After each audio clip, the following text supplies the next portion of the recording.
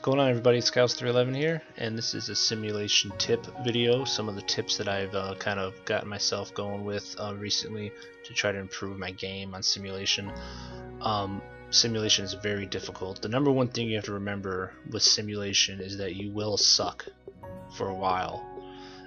It's insanely harder than it is on normal.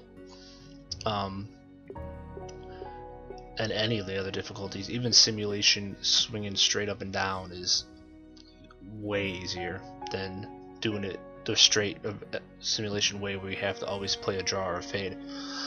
So the first thing I'm going to say is that Mission Hills Country Club is the perfect course to practice on, I believe. It comes with every copy of the game. You don't need to have the historic edition. You don't need to pay extra and download it. It's the LPGA course that is in the game. So it's short, but the great thing about it is it has some tight fairways, which will help with accuracy, and it has very little elevation change. You should still play it on course conditions tournament, I think, because it gives you the faster greens and the faster fairways, which is good practice. But yeah, being that it has a very little elevation change and tight fairways, like I said, it'll help you with your accuracy, but it will actually won't piss you off with having to worry about the elevation. You can just work on straight shots, throughout the round.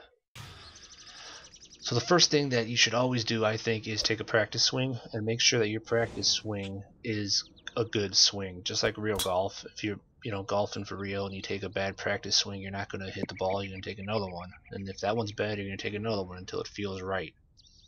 Same thing on here. Take your practice swing. If it's a good swing, like on this one here, this is a par 5. I actually skipped the first hole. I didn't record it for some reason, even though I did get a birdie on it, so I wish I did. I actually overcompensate a little bit here for the wind and the hill elevation, because it's under the ball. But still, I take my practice swing, get back, forward. It's a good swing right there. So then go right into your swing right after that and hit it. Remember what you did, basically. Try to copy it. And there's another good ball. It actually would have been really nice. I just played a little too far left. So that leaves me with a pretty long putt, actually, but it's a very makeable putt. Remember, when you putt, at all times, try to get the ball to the hole. You'd be surprised how many times you make it just by getting it to the hole. Just like most golf, try to aim for a 2-foot circle around the hole. You don't always have to aim for the hole. Just make sure you hit it within 2 or 3 feet. A lot of times it's just going to drop in. But if it doesn't drop in, you're going to have an easy tap in for an easy 2-putt. So it's a par 5, it's easy birdie. Because we took our time, we took our practice swings, we hit the ball good, we got it on the green, we got the ball to the hole, almost made it for eagle, didn't quite, but we had an easy tap in for birdie. So now here on this par 4, look at your map. Remember, you can't zoom to your target, so you have to kind of know the course. So look at your map, find out where you can. I use that bunker as a kind of a point of reference. You see I'm going back and forth on these practice swings, but I didn't go all the way back. That's because my controller vibrated. If your controller vibrates on your backswing, that means you're offline. So you can either continue to swing and see why you're offline, you're too far left, too far right, and then compensate, or just stop the swing until you get the right feel. And once you get it right, then you're good to go. So again, here we are, we're at middle of the fairway, playing a little bit of the wind. Again, practice swing, it was a bad one as you saw, so I'm taking another one, good swing, get to the ball, hit it, and another good swing there. Can't really remember how these shots end up, but I think that's a pretty good one, yeah. So we got about, what, 15 feet maybe there? 12 feet. So this is a very, very makeable birdie putt, a putt we should probably make. I actually think I miss it. A lot of my putts in this video, this 9 or whatever round, I just edge them like right there. That could easily have went in, but I didn't quite get it. But I left myself an uphill putt, a pretty easy one. So it should be a real easy par. I got the ball to the hole, so I almost dropped, didn't quite, but I got a par. So when I actually hit the ball now, I used to not do this, but I started doing it actually tonight, and started vast improvement. I actually tilt my controller. Before I would hold it normal and try to hit the draw, you know, by going diagonal down, diagonal up, and it's a mess. So what I basically do is I tilt my controller to the point where I can still swing straight back and straight up with my thumb, and I can get it on that mark. And if you do it enough times, you just start doing it naturally where it feels fine. So basically that's what I do. Grab your controller, tilt it slightly to the left if you're a draw guy. Now if you like to play fade, it's a little harder because if you're on the left stick, because it's just the way your hand is. So it might be actually better for you to use the right stick for your swing if you're doing a fade. I mean, I can do it on the left. I rarely play fades though, so I don't really worry about it too much. But just tilt the controller slightly over until you can go straight down and straight up with your swing, and you are actually on the mark how you want it to be. Yes, but like I said, I think draw is just a little easier to hit than a fade, but that's a personal opinion of mine, obviously. So the next thing is look at your controller while you swing. I never look at the screen when while I swing the club, ever. I basically hold my controller up a little bit and I look at it and I just concentrate on the controller, straight back, straight up, straight back, straight up. Now, if you play Tiger enough and you're going to simulation, you already have the feel on how far back you are when you hit it. You don't have to actually look at your guy. You've done it so many times that you know that that's a full swing, So I always look at my controller when I swing. I don't look at the screen. I look at it right after I swing. I look up at the screen to see my mark on my practice swings to make sure they're okay and they feel okay. But when the actual swing happens, I'm looking at my controller the whole time. Then I just glance up and see how I did. But that's very important because you can easily just, if you're not paying attention, if you're the slightest bit off on this difficulty level, left or right, it's going to cause your ball to do nasty things, and it's very frustrating. So the most important thing is to concentrate on that controller, I think. Straight back, straight forward. And if, like I said, if you're going back with your swing and it vibrates just a little bit, stop your swing and then go back and redo it again. Because if it's vibrating, that means you're going to be off target. There's a one right there where I vibrated, I stopped and went back, swung, hit a good shot. Played a little bit too much wind because it was kind of going at me and not across, but it's still on the green and I have a birdie putt. Oh, let's see what else. Don't try to kill the ball because it's almost impossible. I've never hit the ball on my, how on your, not on your backswing, but on your, downswing. I've never hit a perfect downswing on this difficulty level. I don't know if it's possible to swing hard enough forward to do it, but it's really not even important in any way whatsoever. I hit that putt for that birdie. So you get the ball on the green, there's a good chance you're going to hit that putt. As you continue to putt, you get better at it. But anyway, don't try to kill the ball. Go back. You can go back in the red if you want, but when you come down forward, just do a nice smooth and easy swing. Because, like I said, anything off is going to kill you, and it's not worth it. You might gain 10 yards. When you aim your shot to the green, add 10 yards, add 5 yards to your shot, knowing that you're not going to hit it in the green or in the red on your downswing, and just compensate in that way. Now here's a perfect example of how being lucky is better than being good. I hit that rock for some reason. Somehow that was one of the luckiest shots I've ever hit. But this brings me back to the next point. Get your short game in order. Your wedges are the most important part of your game now. When you're within 80 or 85 yards, you actually swing straight back and straight forward, as you'll see here. You don't have to swing in a hook. So these balls, if you're anything within 80 yards, you should always be within 10 feet of the pin or something. You should be able to one putt from here every time. So get that in order. As you see here, I put this ball right next to the pin. Easy one putt from there. I got lucky in my drive, but because I had such a, I had a good wedge into the green, I got an easy birdie. So make sure that you can pitch and chip where you're practically always one putt. And of course, you're not going to always one putt, but it's vital that you can, because the easiest shots you're going to have now are these wedge shots. Your par fives are going to be your birdie machines. That's the most important holes for your par fives, and it's because you're going to be able to get these wedges into the greens.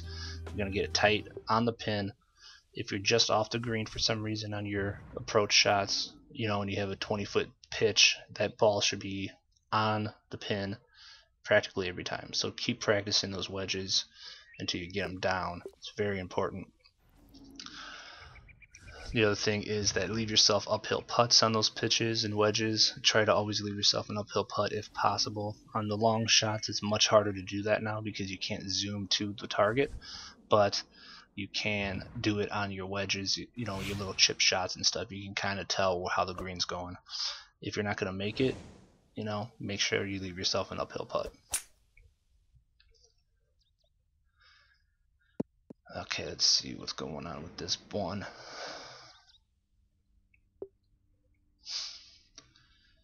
I think this is just a straightforward shot. This is, like I said, this course is easy. It's a really good one to practice on. I have, you know, after a decent drive, I have 112. I have a wedge into this green. If you have a wedge into a green on your second shot, you're basically in pretty good shape.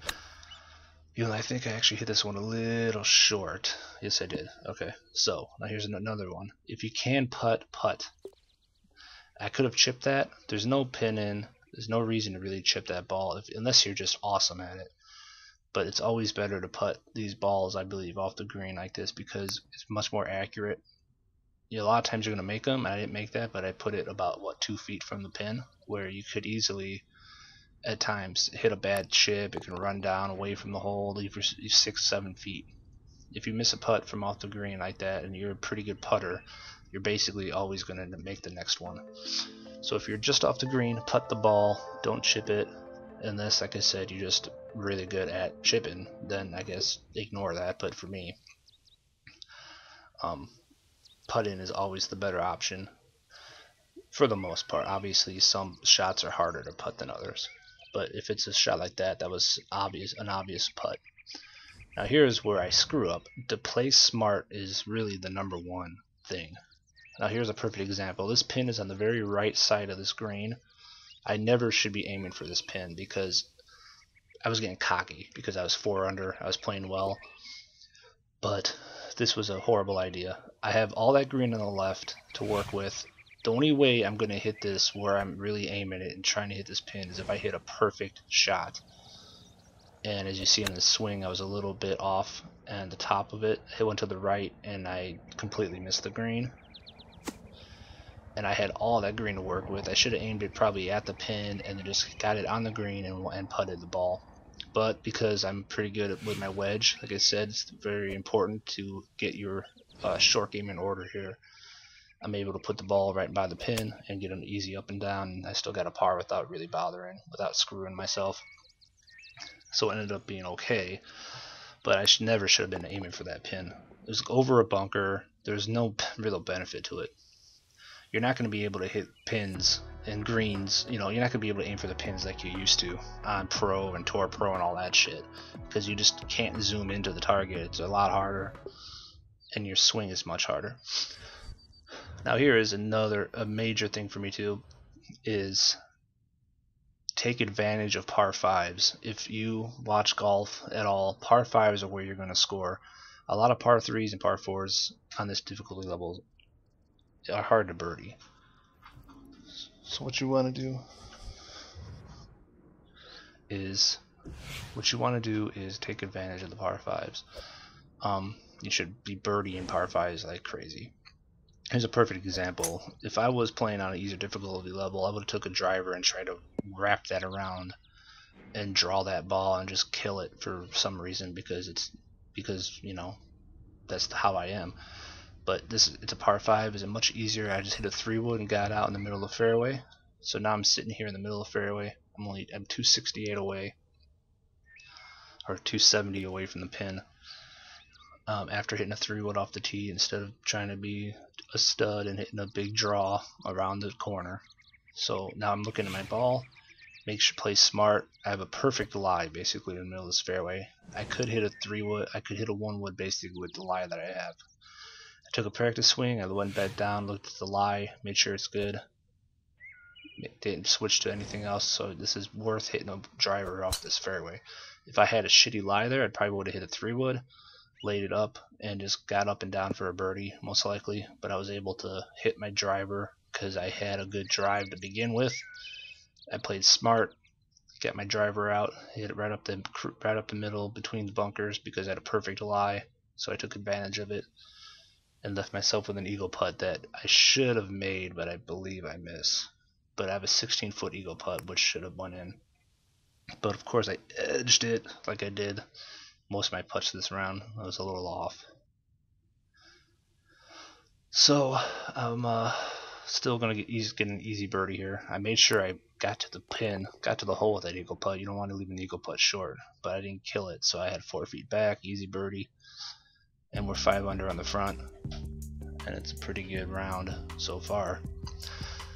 And what I want to actually give you is for those par 5s, how they're so important. You know, your third shot is going to be, a lot of times if you don't go for the green, you're going to be within that 85-yard range where you're going to have a straight back and forward, an easy wedge. You don't have to hit it like a draw. It's a straight back, straight forward, and you're going to get the ball right on that pin once you get good at those wedges. And here's an example I just wanted to give of some par 5 stuff. Actually, real quick, here is how you don't play. This was not playing smart. I knew, I was looking at that tree and I'm like, you know what? If I hit this wedge, I'm probably going to hit that tree. I took a practice swing. I was ready. I look up at the tree. I'm like, I don't know. Go to the ball. I'm thinking, I probably shouldn't do this. So I take another practice swing and go, you know what, fuck it, I'm just gonna try it because I know I can get this right there. I hit it, and what I do, I hit the tree. Never should have took that. I knew I was gonna do it, but I was stupid. I wasn't playing smart, and I hit the damn tree. So now I gotta get up and down for par, where I should have hit a low shot, rolled it up there, and got on the green. But I'm a good wedge player for the most part, so I still got this ball right there. I almost actually made it for birdie anyway. So I had an easy par. Even though I should never have came to that.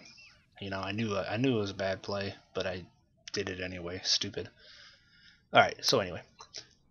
What I want to talk about the par 5s is that here's from today's round. This is the Masters first round was today. And I looked up the guy's scores, right? Ricky Fowler is 4 under, had a 4 under round today, right? On his par 5s, he was 4 under par. So all his par 5s, basically, the rest of his round he was even. In 4 holes he was 4 under. In the other, 14 holes he was even par. He's in 3rd place or something in the Masters right now because he took advantage of his par 5s. Here's another par 5, I think. Bad swing, stopped, made sure it was right, and it was actually a bad hit. I tried to cut the corner like an idiot because even though I'm 5 under, I think I'm the stud. I fuck up. Never should have hit that shot, but I left myself a spot here where I can hit a 3-wood. I'm not gonna hit a driver out of this nastiness. There's no point to it. But I can hit a 3-wood, and I can roll it straight up this fairway and get right within a range of a nice chip, an 80 yard, 70 yard, whatever chip. If I hit a good shot. See, that was a bad practice swing. Take another one until it's good. That's good. Get up to the ball. Remember my good swing, hit it right down the middle. Excuse me. So what? Right down the middle. Got 71 yards to the flag, which means I can go straight back, straight forward with my wedge. It's a little uphill, so make sure you put a little more on it than you normally would, because that ball's going to stop pretty good once it lands. So I have my 70-yard wedge. I get it right up next to the pin, kinda. It wasn't actually a great wedge, but it wasn't horrible. But it left me with a birdie putt because I was smart on my second shot. I didn't try to do too much. I just got it out there 70 yards away. Left myself with a wedge. And an uphill putt as well, actually. And I get a birdie. So, good hole. Even with a bad tee shot. So anyway, back to Ricky Fowler. He was 4 under today on his round, and he was 4 under on his par 5s. Mickelson today had a 1 under round. for the day, but he was 3 under on his par 5s. So the rest of his round, he shot 2 over. But those par 5s, he was 3 under, and because he was 3 under on those par 5s, he was able to he's still in contention. Leishman, however you pronounce his name, the guy who's leading the whole tournament right now, he's 6 under, 3 under on his par 5s. And Dustin Johnson had a 5 under round today, and he was 4 under on his par 5s. So for the other 14 holes, he was 1 under, but because he was 4 under in his par 5s, he played him good, played him smart. He's in second place in the Masters. All those guys are in the top of the. Well, Mickelson's not in the top; he's 1 under. But I like the fact that he was 3 under on his par 5s and a 1 under round. Just proves how important that was, because he didn't play good on other holes, but because he was smart on his par 5s and birdied them, he's still he's not dead. So just how important it is for par 5s to be able, to hit those, to score on those par 5s. Don't be dumb. Play them smart. Now here's another chip. Missed the green. But my whole goal with this chip is to give myself an uphill putt. I'm looking at it. I go back. I see I'm 7 inches uphill here. I'm 6 inches uphill there. So it's going. A break's going left to right. It's going to go down that hill. So play the ball. Play for an uphill putt, basically. Try to make it. I actually I didn't hit this as well as I wanted. I wish I got it a little closer, but I still gave myself an uphill putt. And so it's an easy come back up here to get par.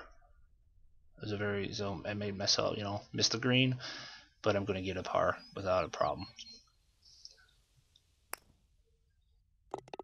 Gotcha. All right.